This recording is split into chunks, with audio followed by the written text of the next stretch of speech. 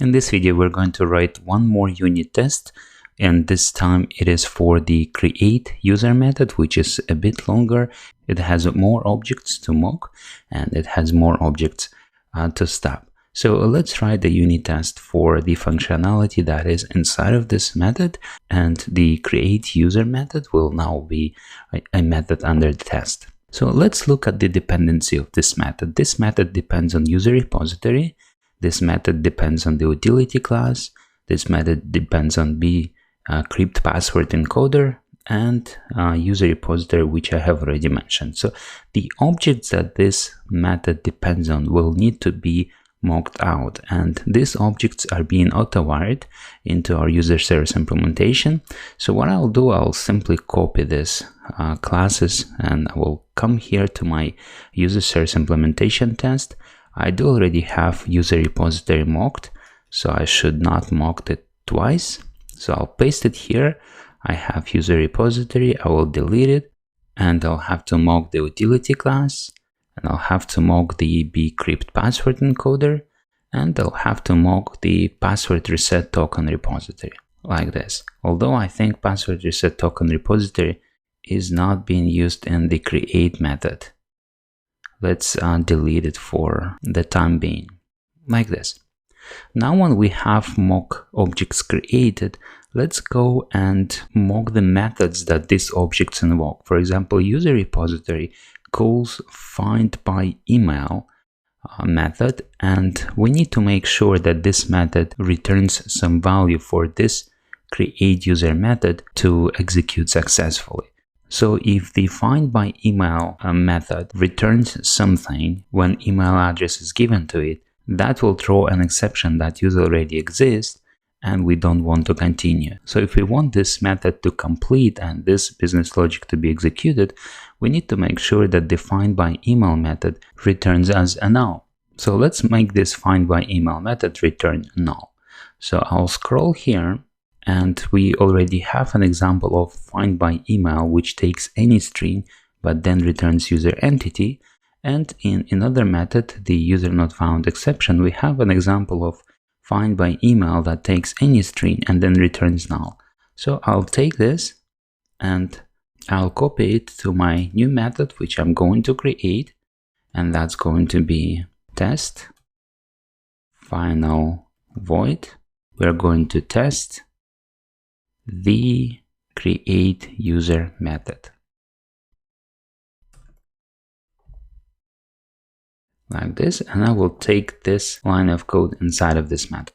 Okay, so next we need to make sure that the utility class generates address ID. So I will copy this and come back to my testCreateUser, paste it here. I will comment out it meanwhile, and I will use when then return one more time. So when a generate address ID method is called on utilities class, and this generate address ID can take any, and in our case it's integer now, like this, then return a generated ID, and generated ID in our case is public alphanumeric value, so I can come up with any ID at this moment, it doesn't really matter, some integers, and any int cannot be found. Let's scroll up here and look at the imports. We do have argument matchers for any string. Let's copy this and paste for any integer, so it's here. Let's scroll down here again, and now it's gone. Okay, there is no more underlining. So having this line will guarantee that when a generate address ID is called on utility class, and it doesn't matter which ID it takes in, it will always return as this hard-coded value. Okay, so let's go on. Now we will also need to return a value for the generate user ID. So I will have to copy this again and come back and create one more when then return for my get user ID method. So I'll paste it here. I'll take get user ID like this and return another custom user ID. And now it's actually a good time to take user ID out of this method, because we do already have user ID in our get user method. And now we have another user ID. So what I'll do, I will create a new user ID class field. So that will be string user ID equals, and I will take this value and I will assign it here. And I'll take user ID and I will use it in this method, and I will use it in this method. Okay, so let's go on. Now we will need to make sure that bcrypt password encoder is also not null. It's mocked, and when the method encode is called, it does return something to a set encrypted password method. So let's take this and again go back to our testCreateUser, and we will need to create when then. So I'll copy this, and now I will copy bcrypt password encoder, and I will replace this inside of when, the entire statement, and I will paste bcrypt password encoder in code. And again, it can take any string, but what's important, it returns us something, an encoded password.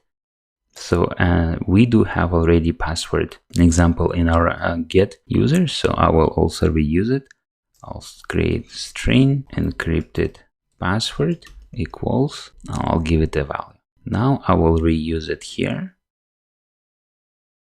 and I will reuse it in my method bcrypt password encoder in code, like this. Okay, so we're almost done. Now let's create one for user save, and I think this is it. Now let's go back to our create user method and create when and then for the save method. So I'll copy the last line, paste it. I'll use user repository. When a save method is called on user repository and it needs to take any entity, so I will remove any string.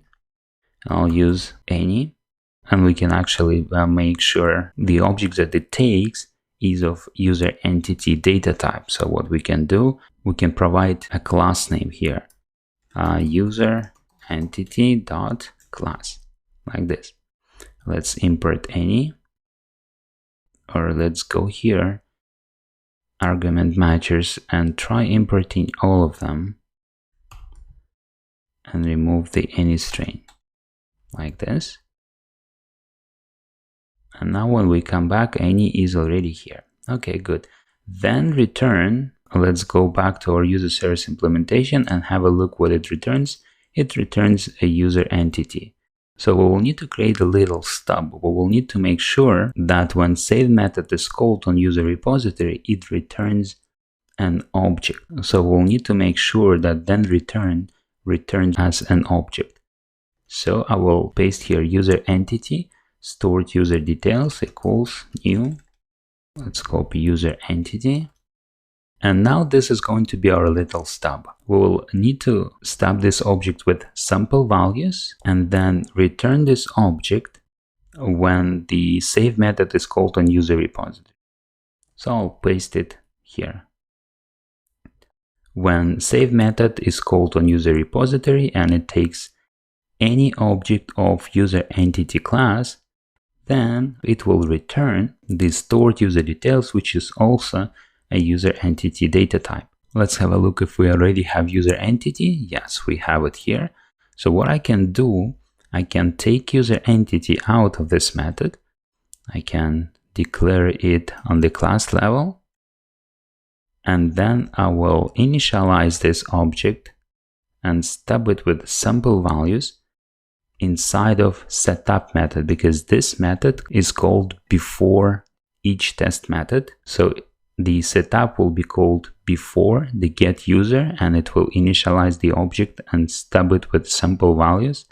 And then it will also be called before the testCreateUser method is called. So what I can do, I can delete this and make it return the user entity, this object. Okay, so let's go back to our user service implementation And this is it. There's no more objects that are external to this class that are being auto-wired and that need to be stopped with sample values. I think we're good to continue, and if there is something we have missed, we can always add it as we go. So let's continue.